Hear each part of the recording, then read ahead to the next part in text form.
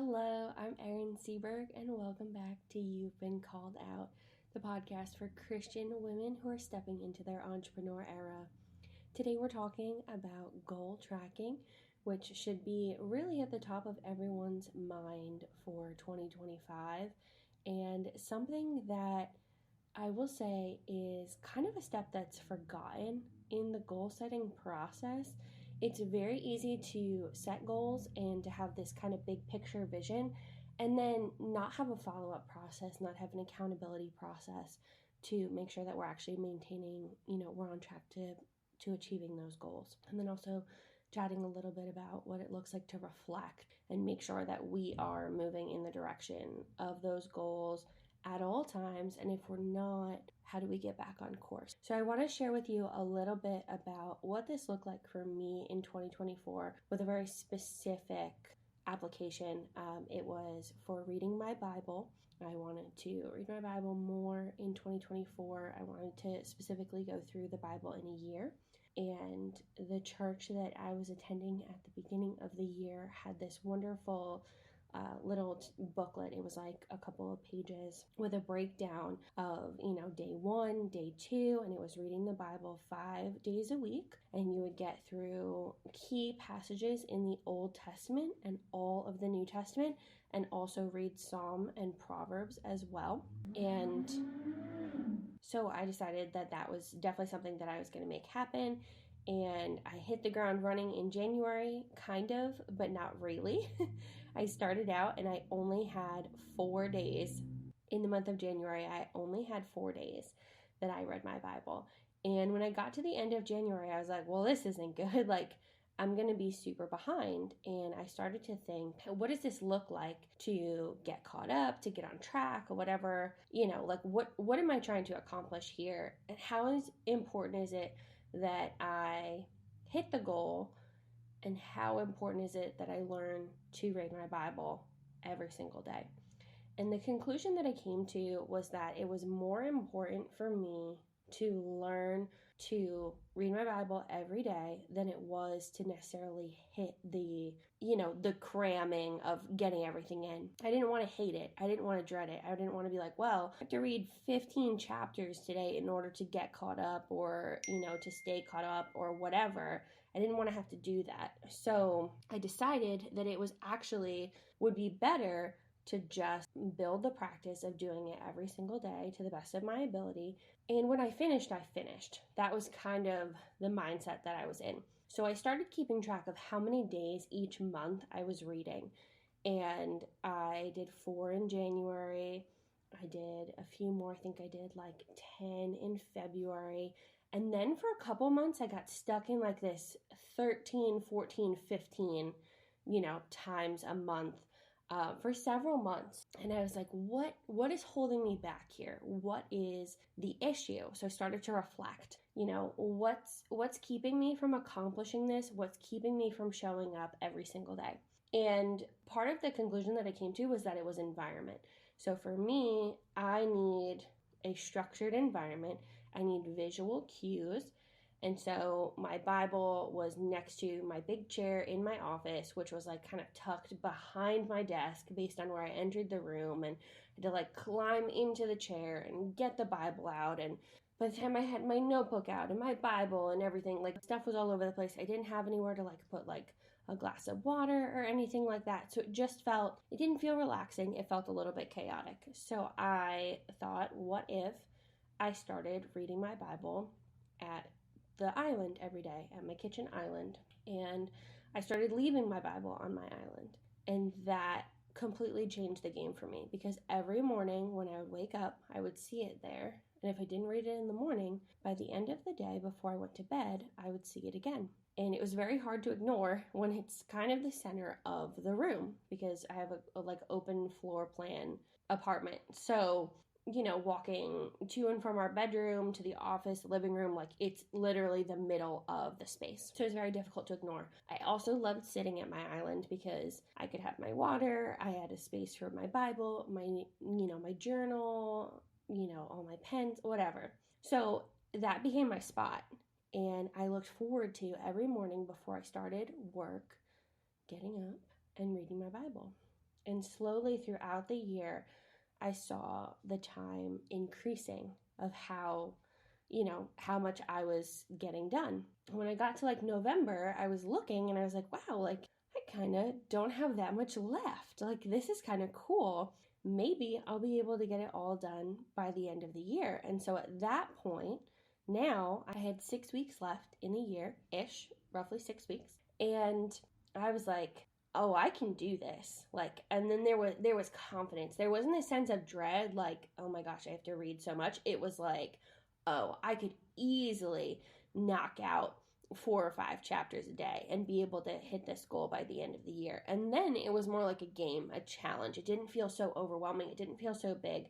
But at the beginning of the year, when I told myself, go at your own pace, the most important thing is that you learn this habit, not that you cram everything in. The intention was different. It was like, what is the goal? The goal is not to cram as much of the Bible down my throat this year as I can. It's to learn to love to read, just like I had said earlier.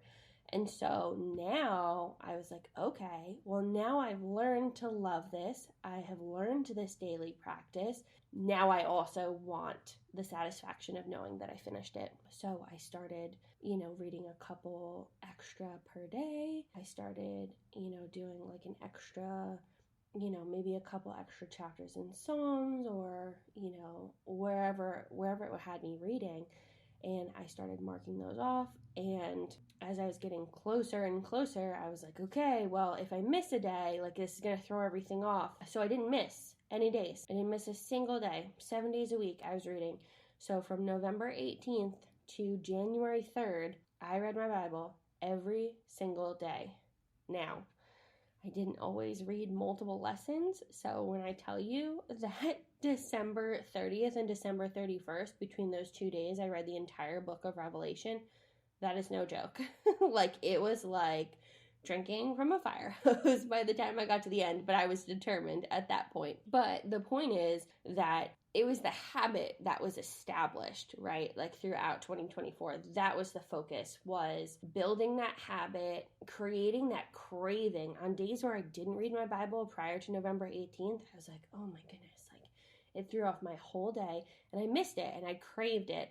And that's true of any habit that we build. We get into this rhythm, and then when we don't do whatever it is, could be drinking a glass of water first thing in the morning, or reading our Bible, or taking our dog for a walk, whatever that looks like, when we don't do that, now all of a sudden that's the weird thing, but it takes a minute to get there. It definitely took time. Like, this did not happen overnight. It literally took a year to get to this place. And our pastor, the last Sunday in December, had his sermon was on finishing strong, finishing out the year strong.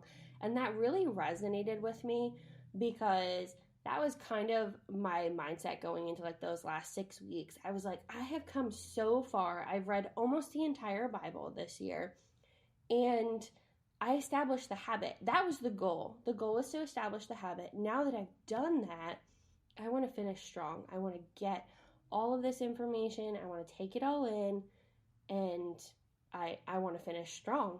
And so that's what I did, and it was amazing. And now I look back at that little couple page little booklet with all the dates that are on there, all the little check marks on there, and I can see the habit that was established. But this is where it gets crazy. 2025, I was creating my own tracker. I wasn't using one that was already put together, and I have been slacking on putting that together. And so now it's January 15th, and I've maybe read my Bible like 5 or 6 times so far this year. And it's because I didn't have a plan, and I didn't have a way to track it. I have a plan. It's in my head. But I didn't have in front of me, it's day 1, you need to read this, and then track it. And because I didn't have that, I have been like, well, I can read my Bible, but like, what am I going to read? Like, I've already kind of read everything already. Like, I don't really have like a structure or a framework or whatever. And I'm making up all of these excuses.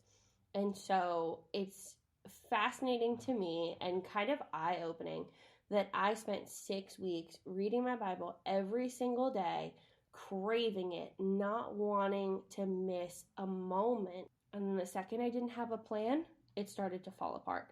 And I wish I could say that I did this on purpose as like an illustration because it's a great teaching point, but I didn't. And it was not intentional. It was not purposeful. It is very frustrating because this is not what I wanted my year to start off like. We finished strong. I didn't want to start out not strong. I didn't want to start out on this note. But alas, here we are, and we're rolling with it, and we're going to course correct. And I'm in the process of finishing that document up so that I have a plan.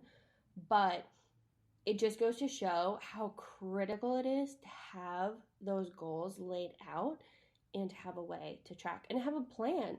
So you could say, my goal is to walk 10,000 steps a day. But if you don't say, like, okay, I'm going to walk my dog in the morning for 10 minutes, I'm going to walk after lunch, whatever. If you don't have a plan and you're just like, I'm going to hit 10,000 steps, it's like, well, how are you going to do that? Every single day is going to be a guessing game of how you're going to accomplish that goal because you don't have a plan.